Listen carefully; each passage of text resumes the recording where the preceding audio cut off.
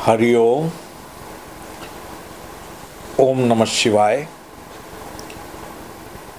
आज हमारे ये देखने में आ रहा है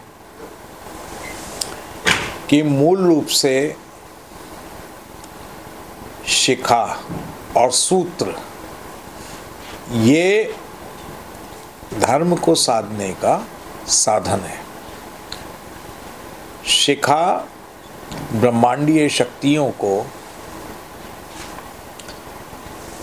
इस मनुष्य देह में लाने के लिए एक रिसीवर का काम करता है और सूत्र या यज्ञोपवीत या जनेऊ जिसको हम कहते हैं वो उन ऊर्जाओं के संरक्षण का कार्य करता है और शरीर की, मन की, बुद्धि की, आत्मा की शुचिता को यज्ञोपवीत बनाए रखता है। परंतु हम में से अधिकांश लोग जनेऊ पहनने से, यज्ञोपवीत पहनने से डरते हैं और ऐसा भय कुछ लोगों द्वारा उत्पन्न कर दिया गया है कि यज्ञोपवीत के तो नियम बहुत हैं और नियमों का पालन नहीं कर पाएंगे तो श्रेयस्कर, और हम लोग पता नहीं क्यों इतने भीरू हो गए हैं कि हम यज्ञोपवीत पहनने से ज़्यादा श्रेयस्कर यज्ञोपवीत का त्याग करना ज़्यादा अच्छा समझते हैं। चलिए इस बात पर विचार करते हैं कि मान लिया कि यज्ञोपवीत के नियम पालन ना कर पाने के कारण पाप का उदय होता है, पाप लगता है, पाप होता है और उसके फलस्वरूप उसका दंड भोगना होगा। तो यज्ञोपवीत का त्याग करने से, यज्ञोपवीत धारण ही ना करने से कितना पाप होगा और उसका दंड क्या भोगना होगा। तो और ऐसे कोई खास नियम नहीं है, कोई बहुत खास नियम नहीं है, बस ये है कि किसी भी प्रकार थोड़ी अशुचिता हो जाए तो यज्ञोपवीत को बदल लेना चाहिए। बस केवल इतना नियम है और कोई नियम नहीं है। एक आध भूलवश, और सब लोग भूलते हैं, जब हमारा यज्ञोपवीत हुआ था कम से कम 8-10 बार हम भी भूले होंगे, तो ये एक सामान्य चीज़ है। दूसरी बात जो आज के इस वीडियो में आपके समक्ष आने का जो विषय है वो ये है कि समस्या ये आ रही है कि हम यज्ञोपवीत धारण करते हैं, बाज़ार का ख़रीदते हैं और उस यज्ञोपवीत को आप समझते हैं, जो आप 10 या 15 रुपए की, जो 15 जनेऊ आते हैं, लगभग 1 रुपये का एक जनेऊ पड़ता है, वो जनेऊ मुसलमान औरतें बनाती हैं जिसको हम सब लोग धारण कर रहे हैं। अधिकांश बंधुओं को पता ही नहीं है कि जनेऊ में कितनी गांठें होती हैं, क्या होते हैं। जबकि आप ये देखिए कि ये प्रसंग श्री रामचरितमानस में आता है कि जब परशुराम और लक्ष्मण जी का आमना सामना हुआ तो परशुराम कहते हैं, नृपपालक तू मुझको जानता नहीं है। तो लक्ष्मण कहते हैं, भृगुकुल जानेऊ तब जनेऊ विलोका, कि आपके जनेऊ को देख के ही पता चलता है कि आप भृगुकुल के हैं। अब ये समझिए कि उस समय यज्ञोपवीत सभी पहनते थे, लक्ष्मण भी यज्ञोपवीत पहनते थे, राम भी पहनते थे और परशुराम ने भी पहन रखा है। तो यज्ञोपवीत को देखने से आपके कुल का, गोत्र का, प्रवर का, शासन का, सबका भान होता है। तो कैसे आप यज्ञोपवीत खरीद सकते हो, एक सामान्य सा। तो मेरा सभी भाइयों से आग्रह है कि अपना यज्ञोपवीत खुद अपने हाथ से बना करके पहने, तभी धर्म की रक्षा होगी। और यज्ञोपवीत को बना लेना कोई बहुत कठिन कार्य नहीं है, बड़ा आसान है। और मैं आपको इस विषय का आज समझाता हूँ और आप देखिए। सबसे पहले हम एक धागा लेंगे। ये धागा 9 तंतुओं का होता है और यदि 9 तंतुओं का धागा ना मिले तो ऐसा मोटा धागा ये चलेगा। किसी भी धागा बेचने वाली दुकान पर इस धागे को आप ये कहेंगे कि जो बैग्स होते हैं मजबूत, उनको सिलने के लिए धागा चाहिए तो इतना मोटा ये सूत का धागा वहाँ पर आपको बड़ी आसानी से उपलब्ध हो जाएगा। और यदि ना मिले तो इसको बट करके बना सकते हैं। जैसे अभी यहाँ नहीं मिला तो हमने ये पहले ही बट करके तैयार कर रखा है। तो अब अगला स्टेप लेते हैं। अगला स्टेप ये है कि ये देखिए, ये हमारे चतुरांगुली हैं। 4 उंगलियों पर हम यहाँ से ऐसे इसको लपेटना शुरू करते हैं। ये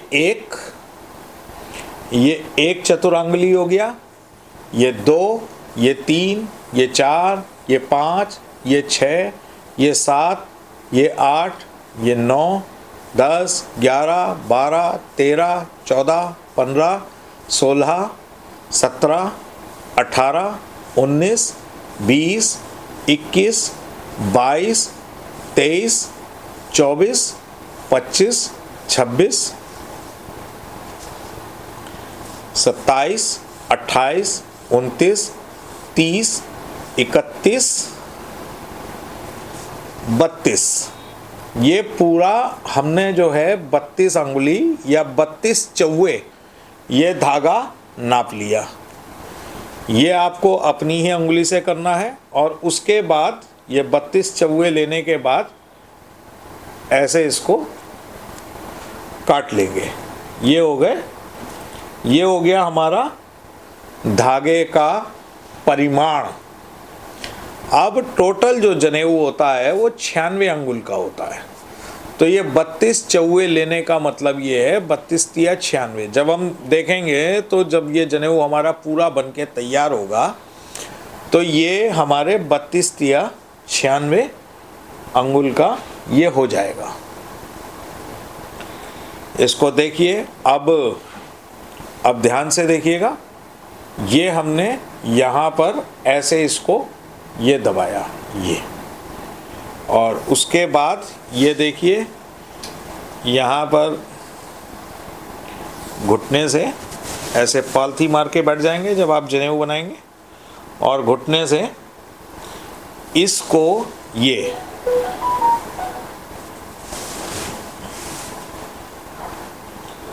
क्रॉस करते हुए, ये देखिए ध्यान से, मैं थोड़ा ऐसे देखूं तो आपको ध्यान से दिखाई देगा। प्लीज़ कैमरा यहाँ पर फोकस कीजिए।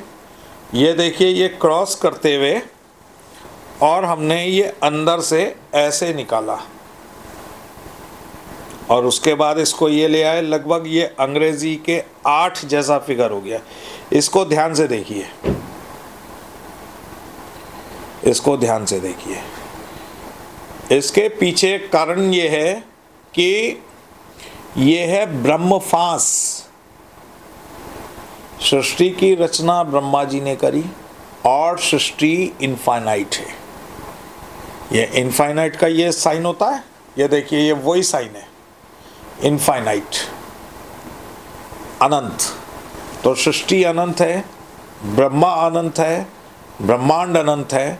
इसलिए यज्ञोपवीत की जो पहली फांस होती है वो ब्रह्म फांस होती है। तो ये अनंत का प्रतीक है। कौन कहता है कि सनातन और विज्ञान अलग है, धर्म और विज्ञान अलग है? सनातन धर्म ही विज्ञान है, विज्ञान की उत्पत्ति ही यहाँ से हुई। तो बस अब हमारा जो अगला स्टेप है वो ये कि इसी धागे को फॉलो करते हुए और ऐसे ही निकालते हुए ये इसको ऐसे हम 3 चक्र पूरे करेंगे। और यदि समस्या कहीं आए तो ऐसे गांठ को थोड़ा सा ढीला करके देख लेंगे कि धागा कहाँ से कहाँ जा रहा है। ये हमारे 2 चक्र पूरे हो गए और उसके बाद ये तीसरा, 3 चक्र हमारे ये पूरे हो गए। अब ये देखिए, यही वो जनेऊ है कि अब बाजार में जो जनेऊ आता है, 3 धागे उन्होंने इकट्ठे लिए, नीचे एक गांठ बना दी, बस हो गया। लेकिन ये 3 धागे अलग अलग नहीं है, ये एक ही धागा 3 रूप में आ रहा है। एक ही धागे की ये 3 स्ट्रिंग्स बनी हैं। तो बाजार के जनेऊ में और वास्तविक जनेऊ में ये अंतर होता है। अब ये देखिए कि यहाँ से हमने छोड़ना नहीं है, ये जो 3 हमारे थे ये इसमें, और इन दोनों सिरों को हमने मिलाया और यहाँ से 6 अंगुल हमने नाप करके ये एक खिंच कर के खुलने वाली गांठ लगा दी, एक छोटी सी। ठीक है, तो गांठ ऐसी लगाएंगे कि ये आसानी से खुल जाए। अब ये कोई धागा, कोई छोटा कोई बड़ा हो गया और ये होगा ही। तो इसको अब हमें एक सार करना है, इसको सबको हमें अच्छे से एक सार करना है। तो बड़ा आसान है कि इसको ये देखिए, ये घुमाएंगे बार बार और ये इसको ऐसे करके ध्यान से देखिए, मैं ध्यान से दिखा रहा हूँ। ये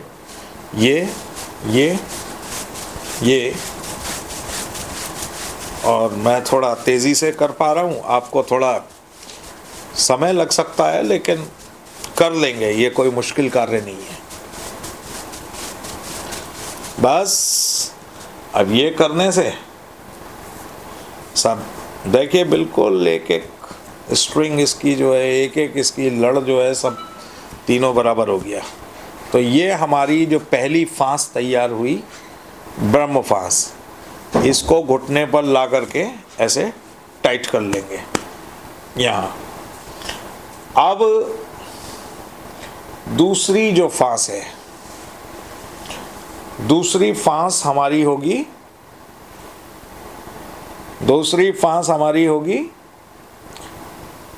ब्रह्म फांस, फिर ब्रह्मा जी के बाद रुद्र फांस। ठीक, तो रुद्र फांस के लिए हम क्या करेंगे, ये देखिए, ये जो गांठ थी हमारी, जो हमने इसको किया था, इसको यहाँ पर मध्यमा पर, ठीक मध्यमा पर रखेंगे। ये कनिष्ठा बाहर निकालेंगे, ऐसे हो गया। और इसको ये लेकर के, इस धागे को, इस सिरे को ये लेकर के एक लपेटा ये दे देंगे। ये दूसरी जो फांस तैयार हो गई, ये हमारी हो गई रुद्र फांस। अभी इसको ऐसे ही रखेंगे। ठीक है, आप प्लीज़ कैमरा यहाँ फोकस कीजिए और इसको ये खोल देंगे। उसके बाद ये सिरा इधर, ये देखिए, फिर ये हमने खोला वहीं की वहीं, और ये सिरा इधर और ये सिरा इधर। अब जो हमने यहाँ ये सिरा डाला है, इसको घुमा करके ऐसे लाएंगे और एक घुंडी बना करके अंगूठे के नीचे ये ऐसे दबा लेंगे। उसके बाद ये जो हमने अंगूठे के नीचे दबाया है और ये सिरा जो था ये थोड़ा लंबा हो गया। अब इसको ये ध्यान रखिए कि शिव जी यानी कि रुद्र के गले में क्या है, सर्प, नाग। तो हमारी अगली फांस है नाग फांस। हमारी अगली जो फांस है वो है नाग फांस। और नाग फांस के लिए जो अपने प्रवर का ध्यान रखते हुए, यदि आपका त्रिप्रवर है तो यहाँ से ये एक बार ये निकाला, ये एक कुंडल हो गया, फिर ये दूसरा निकाला, ये दो कुंडल हो गया, फिर ये तीसरा निकाला, ये तीन कुंडल हो गया। तो यहाँ से आपके प्रवर का ज्ञान होता है। यदि आपका त्रिप्रवर है तो तीन बार इसको निकालेंगे, यदि पंच प्रवर है तो 5 बार निकालेंगे। ऐसे करके जितना प्रवर होगा, और पश्चात ये आ गया, हमारे 3 कुंडल हो गए। फिर पुनः जो बड़ा सिरा हमारा है उसको हम, ये जो हमने घुंडी बनाई थी, इस घुंडी में से ये करके देखिए ध्यान से, ये करके हमने ये पास कर दिया और ये इसको यहाँ ले आए और इसको खींच करके, जो दूसरा सिरा था इसको खींच करके ये टाइट कर दिया। ये हमारी हो गई नाग फांस। ठीक है, अब यहाँ से ये देखिए, ये प्रवर इसमें स्पष्ट हो रहा है। 1 2 3 हो गया ना। अब पुनः ये हमारा हो गया। अब इन दोनों को खींच करके हम ऐसे टाइट करेंगे तो ये रुद्र फांस टाइट हो गई। क्या अब जो है रुद्र टाइट हो गए। ठीक, अब ये रुद्र फांस टाइट हो गई और रुद्र के गले में नाग ये टाइट हो गया। अब बस अगला स्टेप है शिव जी के कितने नेत्र? शिव जी के 3 नेत्र होते हैं। तो एक सिरे में हमने एक गांठ लगाई, एक सिरे में हमने ये एक गांठ लगाई, ऐसे साधारण गांठ, और इसको ये नाग फांस पर हम ऐसे सेट कर देंगे, टाइट कर देंगे यहाँ पर। ये एक नेत्र हो गया। पुनः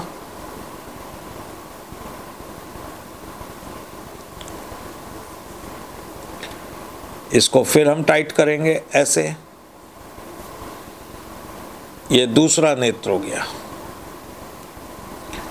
फिर इसको हम ये आपस में ये मिला करके एक साधारण गांठ ये लगा देंगे और थोड़ा इसको ढीला रखेंगे।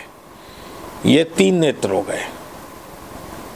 ठीक, अब नेत्र के बाद, 3 नेत्र के बाद क्या चीज होती है?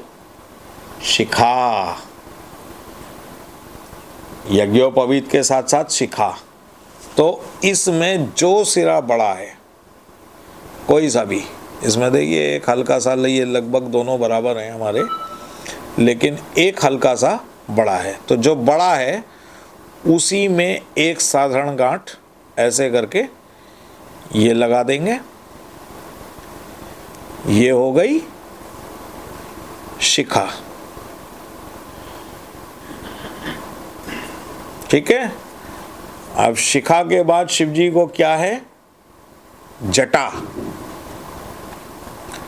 ठीक है ना। तो जटा के लिए क्या करेंगे? ये देखिए, ये दोनों हमने ये पकड़ा और इसको ये घुमाया ऐसे करके, ये घुमाया ऐसे करके। तो ये आपस में ये लगभग वैसी प्रक्रिया है जैसे हम बटते हैं ना। तो इन दोनों में बल पड़ जाएंगे और फिर ये उल्टा घुमा के ये यहाँ से हो गया। फिर ऐसे ही करते चले जाएंगे लास्ट तक। ये थोड़ा सा मुश्किल पड़ता है।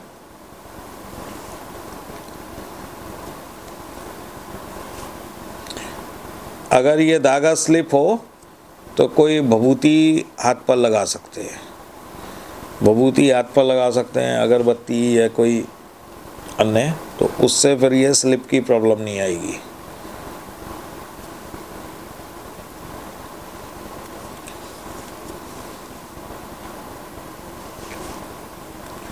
है ना, ऐसे ही पूरा ये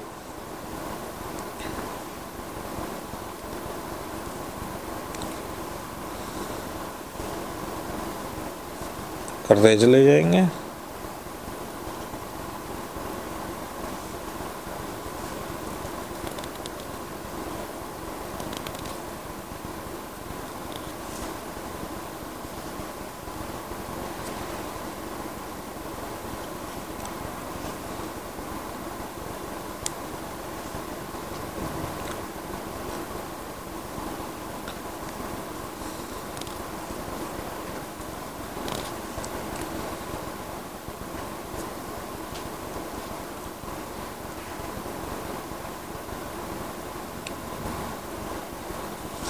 ये देखिए, अब ये हमारा पूरा ये बट करके ये तैयार हो गया। अब इसके सिरे को हम बंद करेंगे, शिव जी की जटा उसको बांधेंगे। तो बांधने के लिए ये ऐसे घुमा करके ये गोल और 2-3 चक्कर दे करके ये लगभग गोल गांठ ये लगा देंगे। ये अंत में गोल हो गई, और ये जो थोड़ा सिरा जो बच गया इसको भी ऐसे ही पुनः ये और एक गांठ और सेफ्टी के लिए, ये गोल गांठ। बस ये हमारा पूरा शिवमुख तैयार हो गया। अब ये जो है, अब ये पुनः ब्रह्मफांस पर आएंगे। ब्रह्मफांस पर आएंगे, यहाँ से ये देखिए ये था। अब हम ऐसे करके ये देखिए, ये मृगी मुद्रा, ये मृगी मुद्रा, और मृगी मुद्रा को हम यहाँ रखें और 11 बार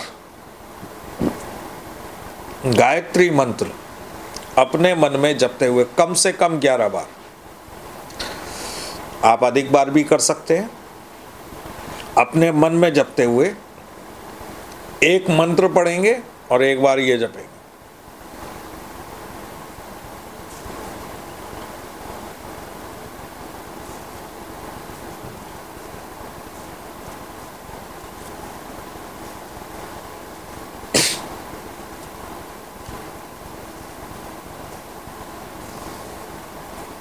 बस ये 11 करते हुए इसको पूरा टाइट कर देंगे। ये हमारा यज्ञोपवीत तैयार। यज्ञोपवीत स्वयं नारायण रूप है, स्वयं वेद रूप है, स्वयं ब्रह्मा विष्णु महेश त्रिदेव रूप है। तो इस प्रकार ये यज्ञोपवीत हमारा एक तैयार होता है। जो जोड़ा जनेऊ, हम ब्रह्मचारी हैं, हम एक ही यज्ञोपवीत पहनते हैं। जो गृहस्थ हैं वो 2 यज्ञोपवीत पहनते हैं, तो वो जोड़ा पहन सकते हैं। लेकिन ऐसे हमारा ये यज्ञोपवीत तैयार होता है। तो आप सबसे हमारा ये निर्देश और हमारी ये कि यज्ञोपवीत को त्यागिए नहीं, कठिनाइयों से भागिए नहीं, यज्ञोपवीत को धारण कीजिए। यज्ञोपवीत धर्म का प्रतीक है और इसकी रक्षा कीजिए। धर्मो रक्षति रक्षितः, धर्म की आप रक्षा करेंगे तभी ये आपकी रक्षा करेगा।